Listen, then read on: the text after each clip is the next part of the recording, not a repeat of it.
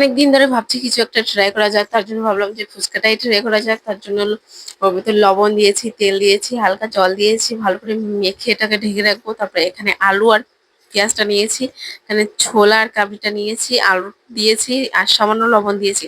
এটাকে সিদ্ধ বসাবো, মানে ফুচকার আলু মাখানোর জন্য এটাকে সিদ্ধ বসাতে হবে। আর আমাদের উনুনটা ধরানো হয়ে গেছে।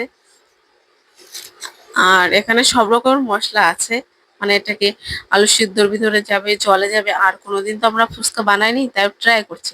আর একটা শিলনোড়াতে বেটে নিয়েছি মশলাগুলো। আর এই যে শুকনো লঙ্কা ভেঙে নিয়েছি, আর বাটার সময় হাতে খুব জ্বালা পোড়া করছিল।